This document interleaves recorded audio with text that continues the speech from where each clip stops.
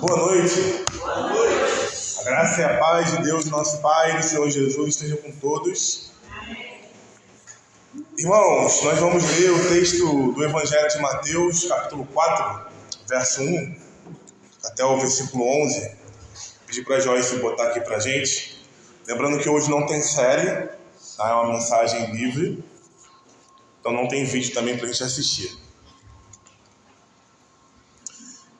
Evangelho de Mateus, capítulo 4, verso 1.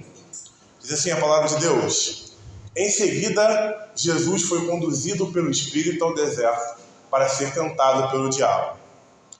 Depois de passar 40 dias e 40 noites sem comer, teve fome.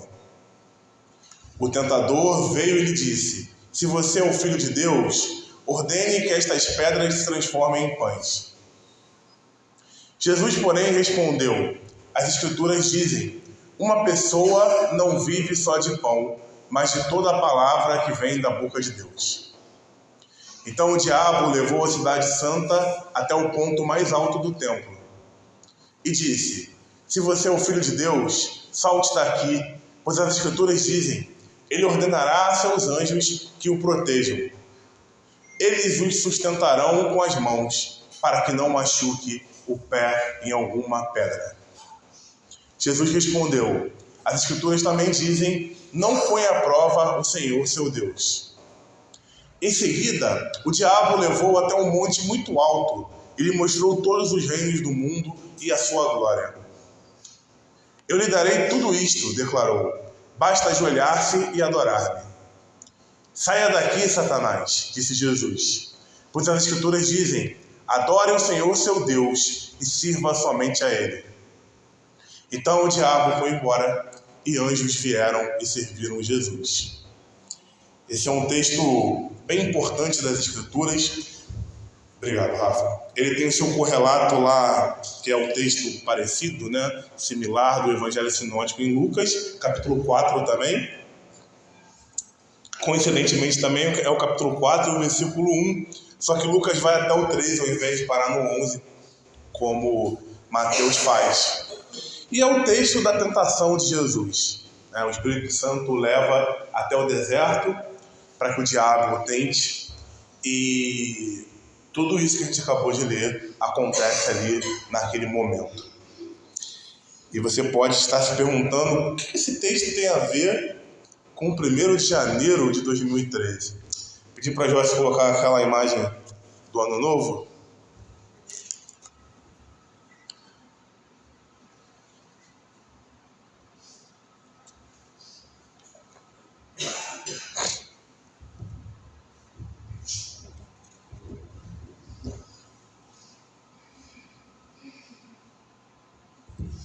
Enquanto a Joyce vai colocando ali, a gente sabe, né, que o nosso calendário, nós chamamos de gregoriano, ele, no dia de hoje, à meia-noite, virou mais um ano. Forma do homem contar o tempo, nós estamos aí em 2023, depois de Jesus Cristo.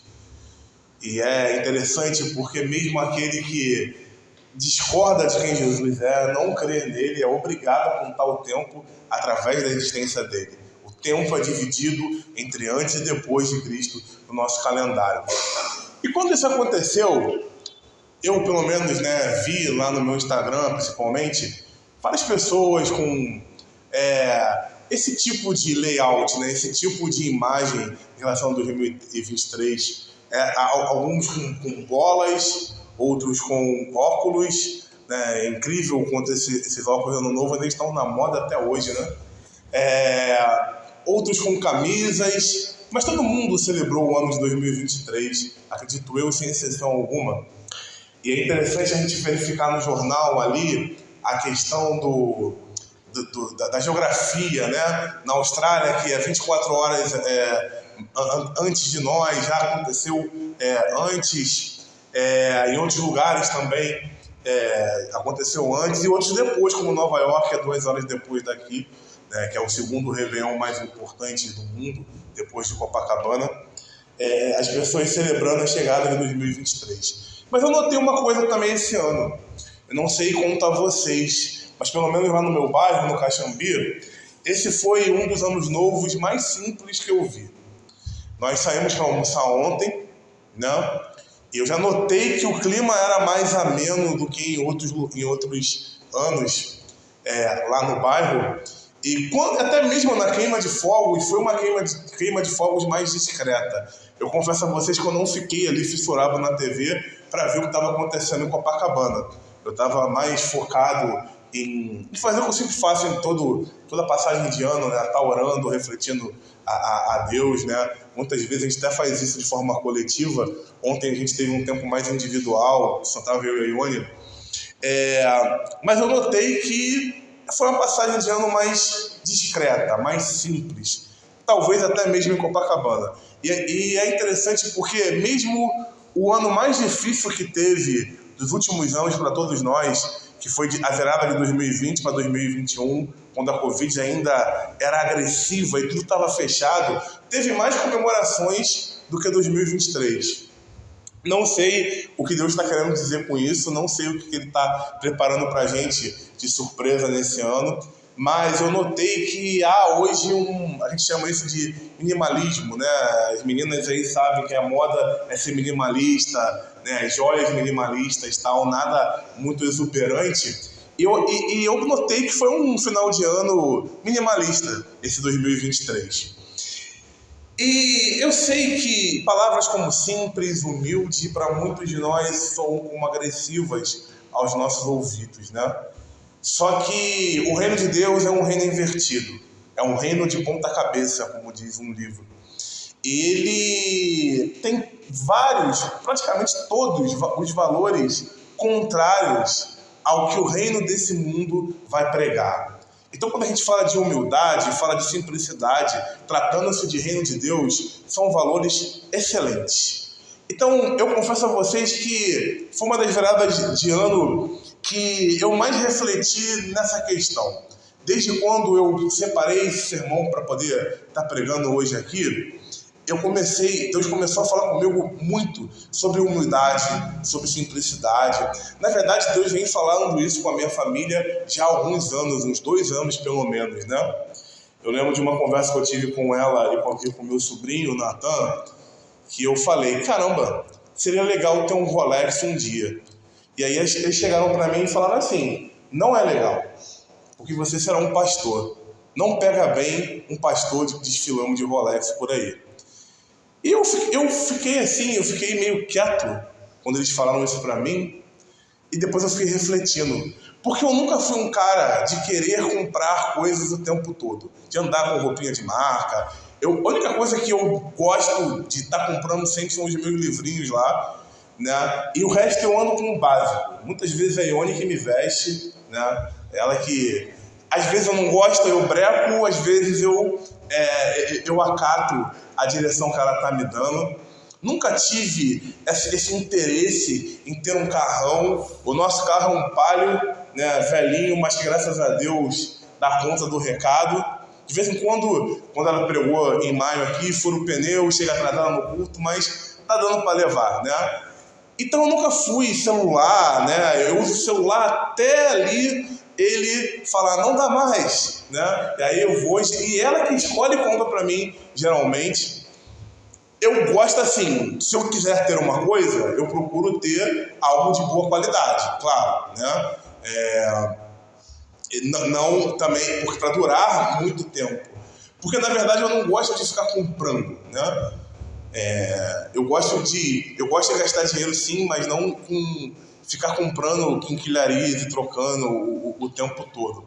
Mas quando eu penso que o mundo está se tornando minimalista, eu confesso a vocês que é uma coisa que me agrada, né? Eu faço 39 anos esse ano, eu estou aí na beira dos 40, né? Ano que vem eu faço 40 e tô ficando velho, já tenho coisas de velho, aquela coisa de que, no meu tempo isso era melhor. Hoje em dia, essa geração, eu já tô criticando essa geração, eu tô nessa fase da minha vida. Mas o que o Senhor tem me mostrado é que há coisas boas nessa geração. E uma coisa boa que essa geração tem é essa questão do minimalismo, a questão de ser mais humilde, pelo menos de aparência, né? E essa virada de 2023 foi muito isso para mim, a questão da humildade.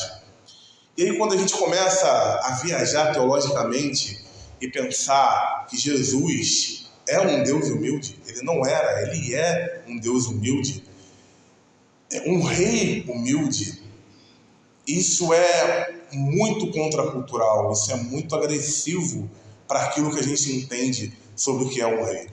Quando você pensa num rei, você pensa num cara sentado num trono de ouro e diamante, né, que são as duas coisas mais preciosas que existem. Embora eu prefira a minha pratinha, mas o ouro e o diamante são mais valiosos. E você pensa num vai e vem de gente o tempo todo servindo essa figura. Ou o rei ou uma rainha, né? Não importa. Só que quando a gente reflete naquilo que a palavra de Deus nos ensina sobre como é Jesus, como é o seu trono, é o oposto disso. Quando você lê um texto como o de Filipenses, quando Paulo diz para a gente que Jesus abriu mão da sua glória e veio servir a ponto de entregar sua vida, isso é muito chocante. Isso é muito confrontador. Todo Natal tem uma frase que circula pelas redes sociais, né? Que todo menino quer ser homem, todo homem quer ser rei, todo rei quer ser Deus. E o único Deus que existe se fez menino. Isso é uma coisa que, não sei para os irmãos, mas para mim é muito chocante. É um escândalo. É algo de colocar a gente com a cara no pó, de fato, ajoelhados. Quando a gente pensa, e Paulo descreve isso em Colossenses 1, por exemplo,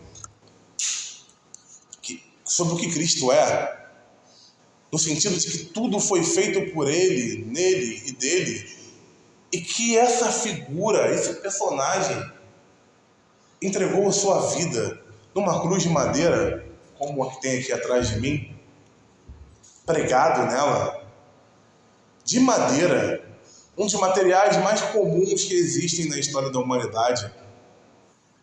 A madeira é uma das primeiras coisas que o homem descobriu. Se você for tentar estudar a história, você vai perceber isso claramente.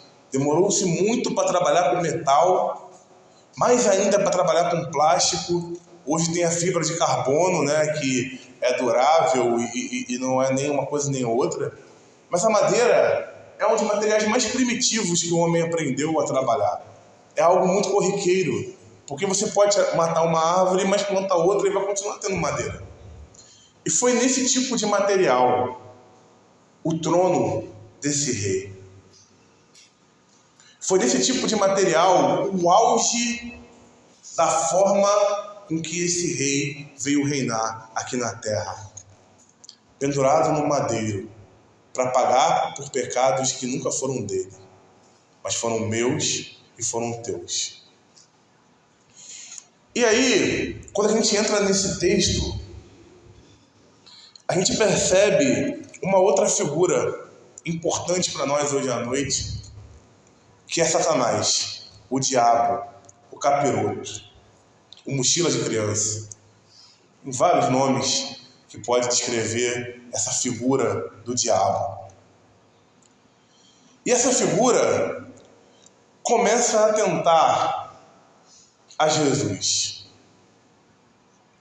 Essa figura não sabe, muitos teólogos atestam isso e eu concordo com eles, não sabe exatamente o que Jesus é. Ele sabe que Jesus é o enviado de Deus, ele sabe que Jesus é o Messias prometido para Israel, ele sabe que Jesus é um Salvador. Mas ele não sabia ali naquele momento exatamente como Deus ia concluir os seus planos através de Jesus. Ainda não sabia. Satanás ele não tem o poder de ler a minha e a sua mente. Ele não tem o poder de sentir o que nós estamos sentindo. Só que ele é um ser milenar, que não é um ser humano, é um anjo caído, que está ali na hierarquia da criação, acima da gente a nível eu ia dizer poderes, mas não é exatamente isso, né? Não estamos falando de um filme da Marvel, mas de atributos, vamos botar assim. E ele sabe ler o que está acontecendo muito mais do que nós. Existe uma música popular brasileira, do Raul Seixas até, que descreve bem como o diabo é, né? Que é aquela Eu Nasci há 10 mil anos atrás, não é isso o nome da música? Não sei se o Raul Seixas fez pensando no diabo, se ele estava endemoniado. Não quero entrar nesse mérito aqui. Mas a letra da música bate muito com o que as escrituras descrevem do que o diabo é, né? No sentido de que ele é um ser milenar, cujo a sabedoria, e sim, o diabo tem a sua sabedoria, né? Não a sabedoria bíblica, evidentemente, mas a sabedoria da experiência, faz com que ele entenda mais ou menos como eu e você vamos agir em algumas situações. Por isso que ele vem na tentação na boa, ele vem na certa nos tentando. O apóstolo Pedro diz que ele fica ao nosso derredor, como um leão feroz, doido para nos tragar. E aí, vamos pensar um pouquinho nisso, ao derredor. Se ele está ao derredor, existe algo que está ao nosso redor. E é claro que eu não preciso nem dizer o que é que está ao nosso redor se você é um filho de Deus em Cristo Jesus.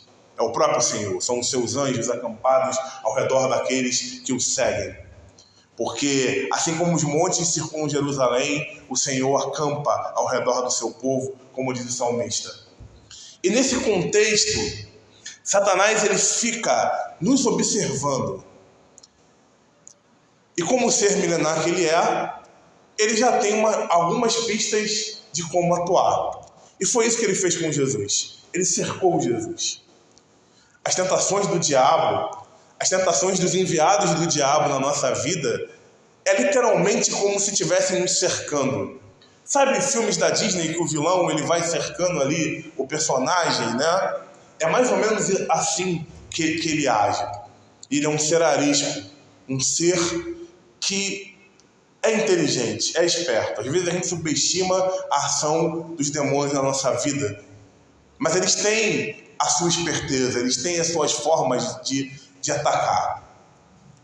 E com Jesus ele fez isso.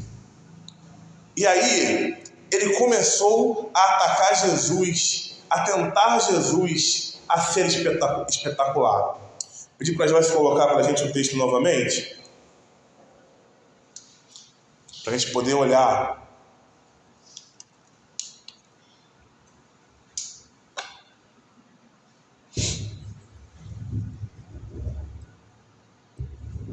Faz o versículo 2, Joyce, por favor. Vai, 3. Aí, ele começa dizendo: se você é o Filho de Deus, ordene que estas pedras se transformem em pães. E o texto diz que ele vai nessa, ele dá esse bote em Jesus como uma serpente mesmo, não é à toa que foi o primeiro animal que ele usa ali no Jardim do Éden. Porque Jesus estava com fome. Óbvio, ele estava 40 dias e 40 noites num deserto, só buscando a Deus. Ele estava com fome. E aí, na necessidade que Jesus tinha, ele foi e atacou. Isso diz algumas coisas importantes para a gente, porque é sempre assim que o diabo começa a atacar. Nenhum adúltero, quer dizer, não vou dizer nenhum, porque o ser humano ele é surpreendentemente mal nas coisas, mas a maioria dos adúlteros não começam a adulterar do nada. Tá tudo bem em casa, eu vou adulterar porque eu gosto. Não é bem assim que as coisas acontecem. Todos nós temos necessidades. Necessidades, às vezes, que são frutos do pecado, egoístas. Necessidades que são válidas e devem ser reconhecidas por quem convive conosco.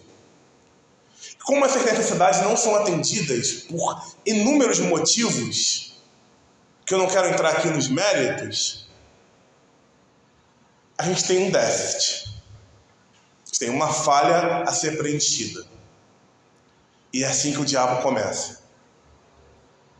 Com uma questão que muitas vezes é legítima, mas ele vem para distorcer. Porque Satanás não criou nada. Tudo o que existe foi Deus que criou. O trabalho do diabo e do pecado em nossas vidas, como eu digo, nossas não é só a gente que está aqui, mas desde o início da humanidade, é distorcer as coisas que Deus criou. O sexo, por exemplo, não é pecado, mas a distorção sexual é pecado. Festas não são pecados, mas quando você faz uma festa distorcida, passa a ser pecado. E o diabo, ele atua numa necessidade válida de Jesus. Ele estava com fome e ele começa a tentar. E aí, pedi para Joyce passar para o versículo 4. Jesus responde com as Escrituras. E o que vale notar, se você pegar uma Bíblia, ou pelo seu celular, ou mesmo uma boa Bíblia de estudos, você vai verificar que Satanás tenta Jesus sempre usando a palavra. Ele distorce a palavra de Deus. Porque ele sabe, o que ele pensou? Esse homem é tão crente que eu tenho que pegar ele exatamente naquilo que ele mais gosta, que é a palavra. É só dar uma distorcida que ele vai cair. Existe um livro chamado Caçadores de Deus que é bem fraco, mas ele me ensinou uma frase que eu nunca esqueci. Que o grande desafio da vida cristã não é trocar o que é bom pelo que é ruim, mas o que é excelente pelo que é bom. O grande desafio da vida cristã não é trocar o que é bom pelo que é ruim, mas trocar o que é excelente pelo que é bom. O que o autor quis dizer? A gente dificilmente vai trocar um culto para ir para um cassino, para ir para uma casa de prostituição. Claro, é o que eu falei, o ser humano é surpreendentemente mau. Deve ter alguém na história que fez isso em algum momento. Mas, via de regra, não é assim que a gente age. A gente troca estar no culto, cultuando a Deus, por dormir mais um pouco, que é algo bom. Teoricamente, descansar. Por aquele churrasco de família que está indo mais do que deveria, que é algo bom. Não tem pecado em você ir num churrasco da sua família. Teoricamente, pelo menos. Pela comemoração do título do meu time. Que ali, né, de 16 horas a 18 horas, que geralmente são os jogos no domingo. Poxa, meu time foi campeão, vou ficar mais um pouquinho aqui, não vou no culto, não. Que não é algo pecaminoso, a princípio. A gente vive trocando o que é bom pelo que é excelente. É bom assistir um filme com a esposa, ou passear com ela. Mas o excelente é você investir tempo em buscar o Senhor, o seu tempo com Deus. Porque quanto mais de Deus você for, mais de você mesmo você vai entender. E quanto mais homem ou mulher de Deus você for, melhor é para a pessoa que você casou, para o seu cônjuge, para a sua esposa, para o seu esposo, para os seus filhos, para a sua cidade, para a sua comunidade de fé. A melhor coisa que existe no mundo é um homem ou uma mulher cheios do Espírito Santo. Isso é bênção para a família, para a igreja, para a cidade, para o universo. Porque a melhor coisa que pode existir dentro de nós é a presença de Deus. Ele é o grande tesouro da nossa vida. Mais do que diamante, mais do que ouro, mais do que qualquer outra coisa. A presença de Deus é o grande tesouro da nossa vida. E a nossa presença também é muito importante. Existem pessoas que se matam de trabalhar com o discurso de dar o melhor para a sua família. Mas a melhor coisa que existe é você estar presente na sua casa quando as pessoas precisam. Porque a gente vive trocando o que é excelente pelo que é bom. E Jesus acerta a palavra na tentação de Satanás. E todas as 3 tentações que o diabo vai colocar, a gente não vai ver uma por uma, sempre é distorcendo a palavra de Deus, porque ele sabe que pegar um crente, alguém que é crente mesmo, que ama o Senhor, começa por aí, distorcendo a visão que aquela pessoa tem sobre Deus, e sempre tentando Jesus a ser espetacular. Transformar a pedra em pão, receber a glória do mundo. A gente não sabe exatamente se o diabo levou Jesus lá em cima do Monte Sião, ou qualquer outra coisa, ou realmente mostrou para ele o mundo, o globo terrestre. Está falando de seres sobrenaturais, tanto Jesus quanto o diabo aqui. Mas o fato é que Satanás ofereceu o seu poder, e ele é o príncipe desse mundo, as escrituras atestam isso, a Jesus. Só que o mundo que o diabo governa é o mundo da Casa Branca, do Palácio do Planalto. E governa naquele cercadinho ali que Deus permite que ele tenha. Porque a mão que governa o mundo realmente é do Senhor. Mas é o sistema mundano, o sistema que coordena esse mundo. E o diabo oferece isso a Jesus, o lugar dele. Ele chega a esse ponto. E Jesus responde para ele: saia, Satanás, porque está escrito: adore somente o Senhor, seu Deus. A humildade de Jesus é algo tão poderoso que mesmo diante da tentação de usufruir de algo que é dele, porque desde sempre todas as coisas estão debaixo de Jesus. E um dia, que breve chegará, toda língua confessará que Jesus Cristo é o Senhor. Porque assim está escrito. Mesmo aqueles que hoje não reconhecem quem Jesus é, obrigatoriamente irão reconhecer. Aí daqueles que vão ter que fazer isso de forma obrigada, mas vai acontecer. Mesmo tentado adiantar aquilo que ele já sabia, Jesus se mantém firme. E a resposta dele ao diabo é: adore somente ao Senhor, seu Deus. Isso é para a gente pensar. Porque no Instagram é tudo sempre muito bonito. É tudo sempre muito glamouroso. Porque em Hollywood, o que eles dizem é o caminho mais belo que você pode seguir. Ou na Globo, que é o nosso equivalente aqui, né? Porque em todas as coisas, em todos os momentos, nós somos tentados a ser espetaculares. A ser funcionários espetaculares, a ser marido ou esposa espetaculares, a ser pais e mães espetaculares, a ser tudo de forma espetacular. Esse mundo, ele nos tenta o tempo todo a sermos banhados de ouro quase, glamourosos. Só que, será que é isso que o Senhor quer de nós? Será que é isso que o Senhor realmente requer dos seus filhos? Eu criei esse sermão influenciado por 2 livros. Vou pedir para a Jorge passar para a gente.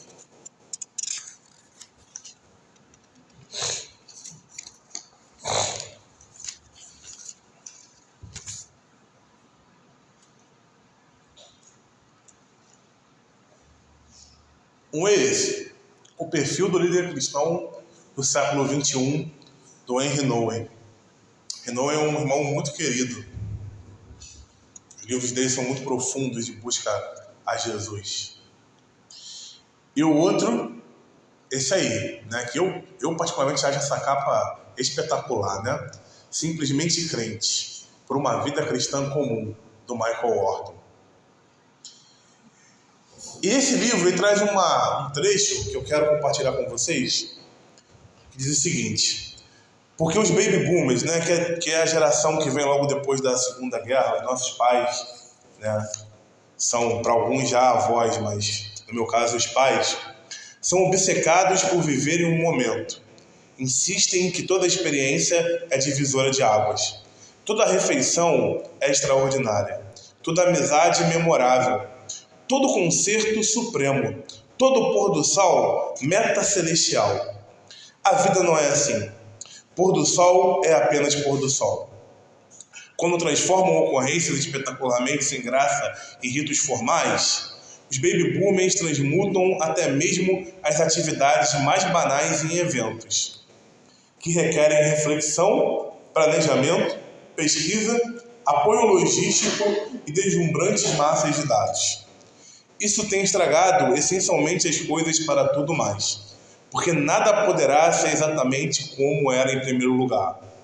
Algo cujo charme é resultado direto de ser acessível, próximo, fácil de obter, ordinário.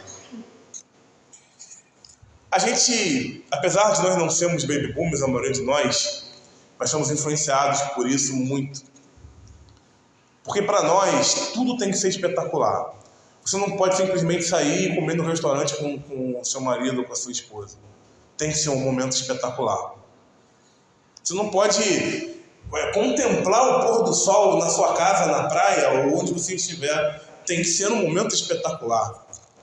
A gente assiste as coisas daqui. Isso é muito bizarro. Eu conheço pessoas que estão em shows e o cara não está assistindo o show, ele está assistindo o show através da tela do celular porque tem que filmar. E a memória dele vai ser sempre o que a tela do celular captou e não aquilo que ele está ali tendo como experiência. Porque a nossa cultura ela é muito forte em impulsionar para sermos espetaculares. Termos momentos espetaculares. Mostrarmos momentos espetaculares. Por que um jantar não pode ser só um jantar? Por que uma viagem não pode ser só uma viagem? A beleza na simplicidade. G.K. Chesterton, um grande cristão católico, dizia que não há nada mais espetacular nesse mundo do que um homem comum, com a sua esposa comum, com seus filhos comum, formando uma família comum. É o comum que o Senhor gosta de usar. Porque Ele é um Deus humilde. Ele não é um Deus cheio de ouro e prata. Para Ele, na verdade, isso é uma coisa também que me impacta muito. O ouro e a prata são o chão da Nova Jerusalém onde a gente vai pisar. Isso que os homens se matam para obter, destroem civilizações inteiras na história, será o chão que eu e você vamos pisar. Isso é a importância das coisas que a gente dá diante de Deus. É por isso que o apóstolo Paulo fala em Coríntios que Deus usou as coisas loucas desse mundo para serem sábias e as sábias para serem loucas. Porque Deus é um Deus simples. Tudo é dele. Ele não precisa de nada. Ele precisa da sua própria presença. E Ele escolheu ter a nossa própria presença. Eu comecei esse sermão, caminhando aqui para a gente encerrar, dizendo que o reino de Deus, o reino de Jesus, é um reino invertido. Os valores do reino são, em maioria, contrários a este mundo. Eu quero te fazer uma pergunta simples, até boba. Parece classe das crianças até o que eu vou te perguntar. Mas me diz uma coisa, o que é mais importante para você? Na verdade, deixa eu até reformular a pergunta. O que você deposita mais energia para obter? Um ouro ou diamante, uma conta bancária recheada, ou a água que você bebe, se você parar de beber você morre, ou o ar que você respira? Essa simples pergunta e essa simples resposta que você vai dar ela é um diagnóstico para a gente perceber o quanto o reino de Deus é invertido. Porque para Deus, a água e o ar são mais importantes do que o ouro ou o diamante. Para Deus, você ser é o que importa. Não é nem o mais importante, mas é o que importa. Não o que você tem. Eu não estou dizendo que a gente tem que ser franciscano, sair vendendo tudo que a gente tem e viver uma vida miserável. A gente confunde o humilde com o miserável. A gente confunde o simples com o pobre, com o rejeitável. Mas no reino não existe essa confusão. O humilde é aquele que pode ter todas as coisas, mas que escolhe ter pessoas com ele. A presença. O simples é aquele que poderia ser luxuoso, mas ele acha muito mais belo coisas simples.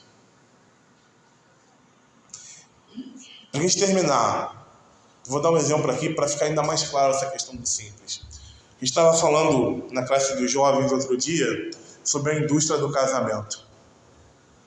Casar hoje é muito mais caro do que era antes, porque se criou uma indústria. Os casamentos têm que ser glamourosos, belíssimos. O vestido da noiva, então, tem que ser uma coisa que vai dar inveja numa atriz de Hollywood. E a grande maioria desses casamentos simplesmente acabam em 5 anos. Isso não estou falando que eu tirei da minha cabeça, é uma estatística. John Piper, um pastor americano, ele tem um texto que eu amo, que ele fala que o cristão precisa cultivar uma cultura de casamentos simples. Casamentos que o foco não é o vestido da noiva, é a presença de Deus. Do Deus que uniu aquele casal. Casamentos a grande seta de adoração está apontado para o Senhor. E não para aquelas 2 criaturas que estão casando, que muitas vezes quando a gente sabe da vida, a gente até fala, meu Deus, estão casando. Essa vida, ela não é sobre mim e sobre você. Ela é sobre Jesus. E quando a gente vive achando que a nossa vida é sobre nós, a gente está desperdiçando a nossa vida. E Deus só nos dá uma vida.